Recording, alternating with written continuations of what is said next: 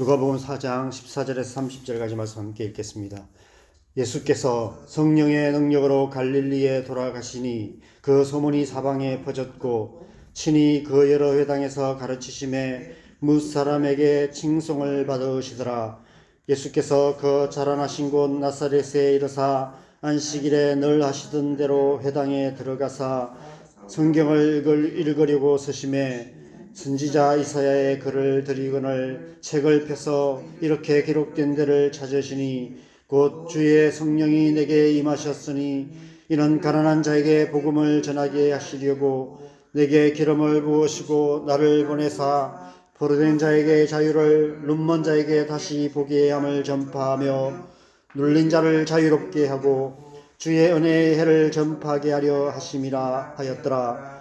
책을 덮어 그 맡은 자에게 주시고 앉으시니 회당에 있는 자들이 다 주목하여 보더라.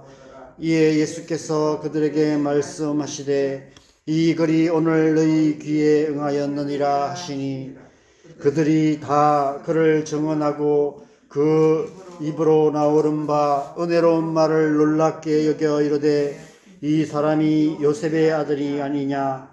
예수께서 그들에게 이르시되 너희가 반드시 의사야 너 자신을 고치라 하는 속담을 인용하여 내게 말하기를 우리가 들은 바 가버나움에서 행한 일을 네 고향 여기에서도 행하라 하리라.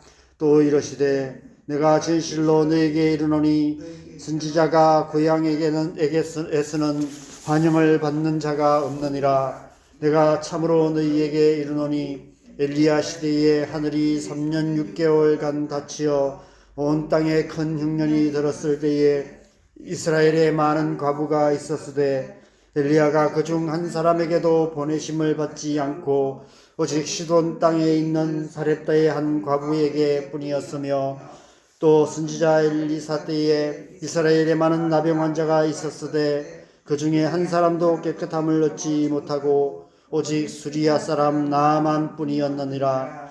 회당에 있는 자들이 이것을 듣고 다 크게 화가 나서 일어나 동네 밖으로 쫓아내어 그 동네가 건설된 산 낭떠러지까지 끌고 가서 밀쳐 떨어뜨리고자 하되 예수께서 그들 가운데로 지나서 가시니라.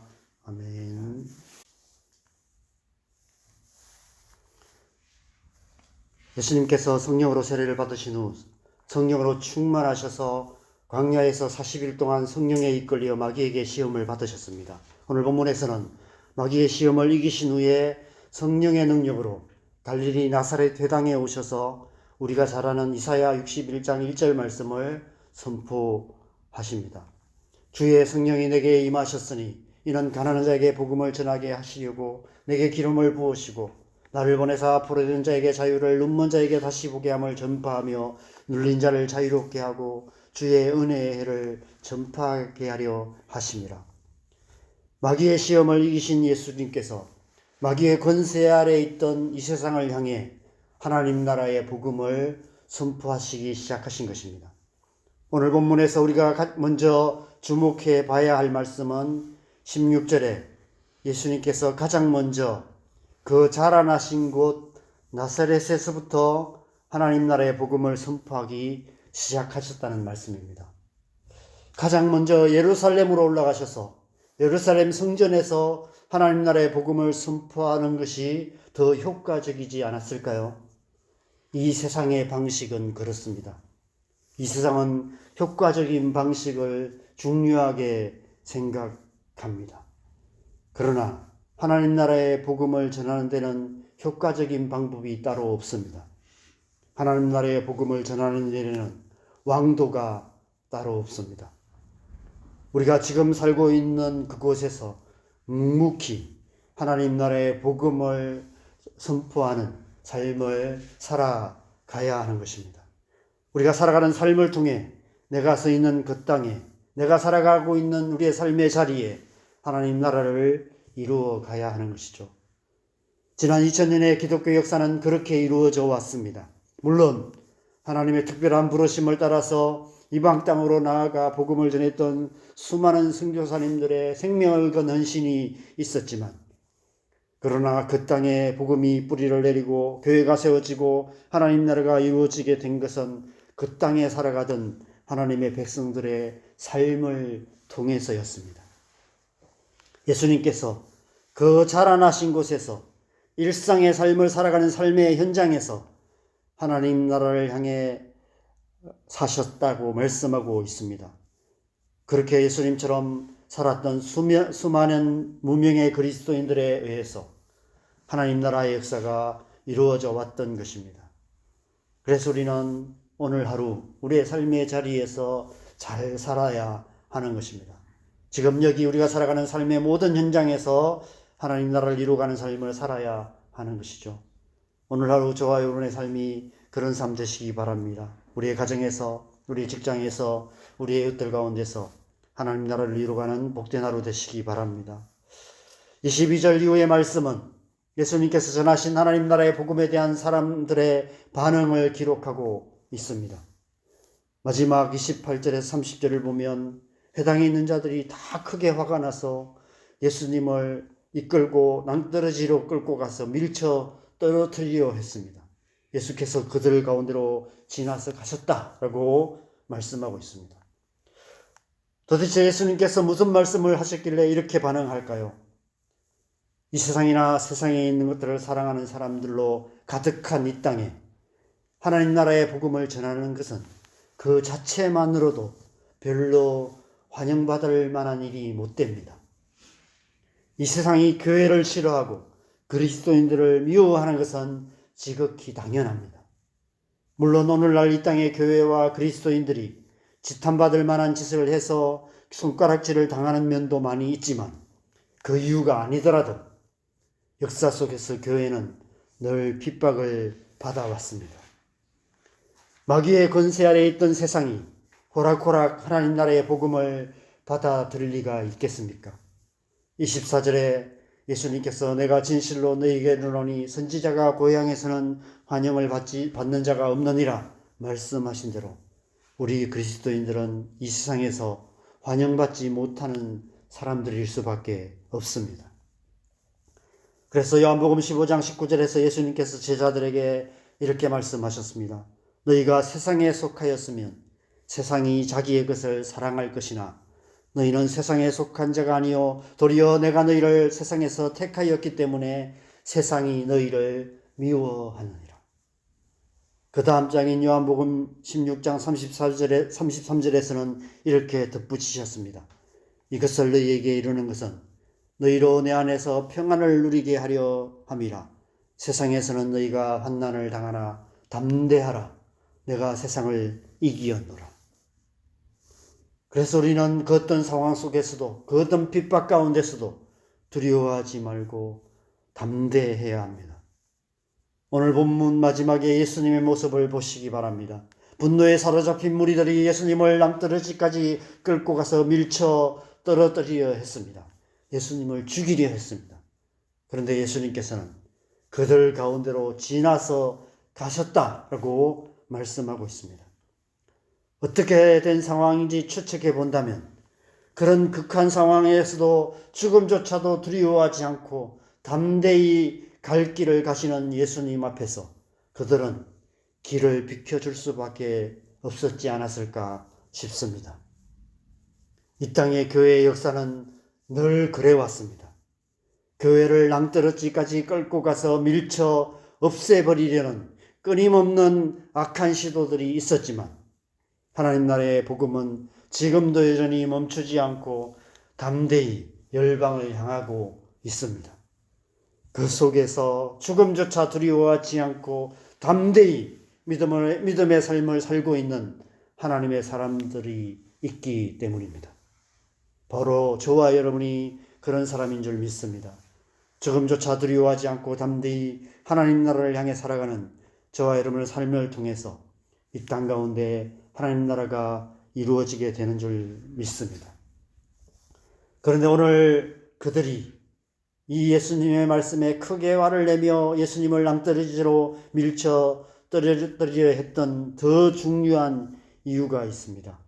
25절에서 27절 말씀이 그들의 심기를 건드린 것입니다. 엘리야 때의 시돈 땅에 있는 사렙다 과부 이야기와 엘리사 때의 수리아 사람 나아만 장군 이야기에 발끈했던 것입니다. 왜 이 이야기에 그들은 이토록 화가 났을까요? 왜 누가복음을 기록한 헬라인이었던 누가는 다른 복음서에는 기록되지 않은 이 이야기를 이처럼 의미 있게 기록하고 있을까요? 저는 이 말씀을 묵상하면서 이 말씀이 우리에게 하나님 나라의 복음의 방향성을 보여주시는 말씀이라는 생각이 들었습니다. 예수님께서 전하신 하나님 나라의 복음은 단지 유대인만을 위한 복음이 아니었다는 것입니다. 예수님께서는 처음부터 온 땅과 열방을 구원하시는 하나님 나라의 복음을 전하셨다라고 누가는 이 사건을 통해서 기록하고 있는 것입니다. 유대인들이 발끈했던 이유는 예수님께서 향하시는, 예수님께서 전하시는 하나님 나라의 복음의 방향성이 그들이 기대했던 방향과 달랐기 때문입니다. 그들은 유대인들만을 위한 메시아를 기다렸고 유대인들만을 위한 천국을 소망했습니다.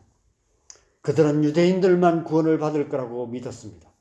유대인들만은 천국에 들어갈 거라고 생각했습니다. 이방인들은 천국을 따뜻하게 만드는 땔감에 불과하다고 생각했습니다. 그런데 예수님께서 전하시는 하나님 나라의 복음의 방향성은 그렇지가 않았습니다. 예수님께서 시돈 땅에 있는 사렙다 과부에게로, 수리아 사람 나아만에게로 예수님께서 전하시는 하나님 나라의 복음의 방향성이 향하고 있다라고 말씀하고 계시는 것입니다.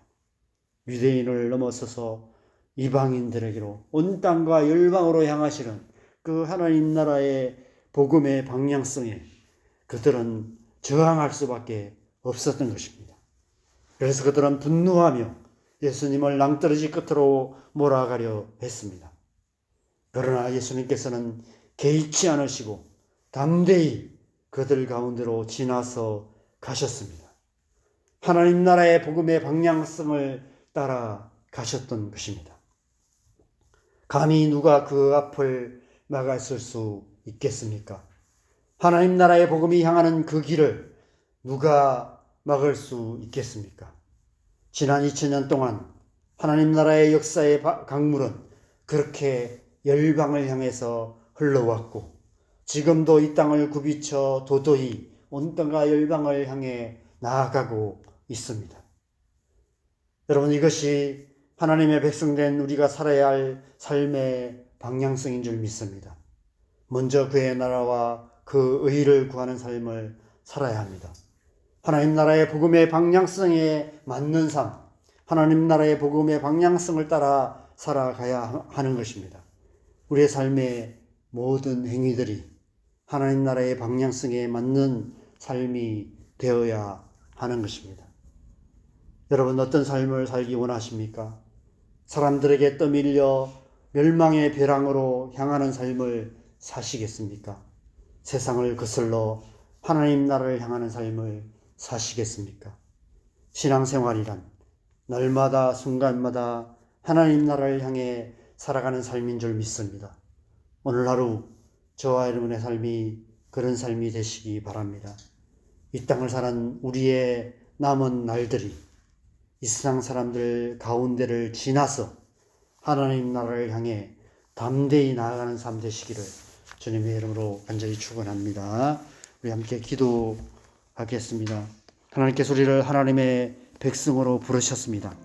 하나님의 백성이라는 그 이름 자체가 하나님의 나라를 살아가는 사람, 하나님 나라를 위해 사는 사람, 하나님 나라의 삶에 하나님 나라를 향한 방향성에 맞는 삶을 살아가는 사람이라는 의미입니다. 하나님의 백성으로서 하나님의 백성답게 살아간다는 것은 나 삶의 모든 순간순간의 삶을 하나님 나라를 위해 살아가는 삶인 줄 믿습니다. 하나님 나라의 방향성에 맞게 살아가는 사람이 하나님의 백성의 삶인 줄 믿습니다. 얼마나 크고 대단한 일을 하는가가 중요한 것이 아닙니다. 우리의 삶의 방향성이 하나님 나라의 방향성과 일치하는가가 중요한 줄 믿습니다. 언제 어디서 무엇을 하든지 하나님 나라를 구하며 하나님 나라를 소망하며 하나님 나라를 향해 살아가는 삶, 그런 삶을 살아가는 것이 하나님의 백성의 삶인 줄 믿습니다. 그렇게 살아갈 수 있도록 하나님께서 우리에게 성령을 부어주셨습니다.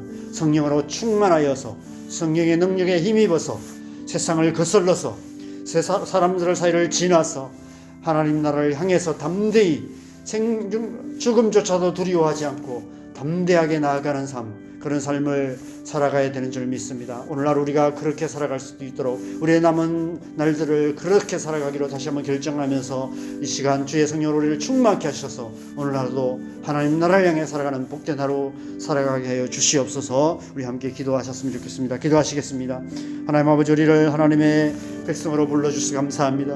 하나님의 백성으로 하나님의 백성답게 살아갈 수 있도록 은혜 부어주시옵소서. 우리를 주의 성령으로 충만케 하셔서 예수님께서 그렇게 사셨던 것처럼 우리를 부르신 부르심에 합당하게 하나님 나라를 향해 살아가는 우리의 삶 되게 하여 주시옵소서.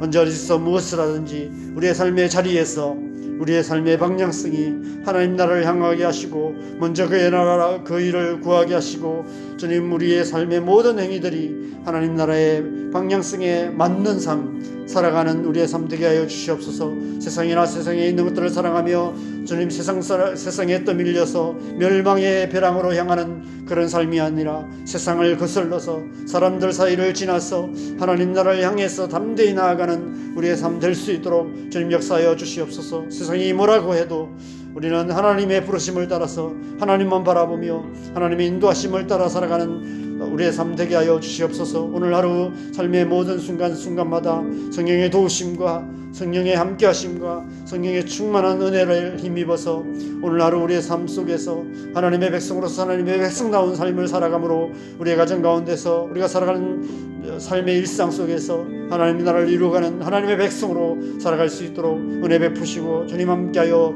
주시옵소서. 우리를 주의 성령으로 충만케 하셔서 주님, 오늘 하루 우리의 삶이 온전히 하나님의 백성으로 합당하게 살아가는 복된 하루 되게 하여 주시옵소서.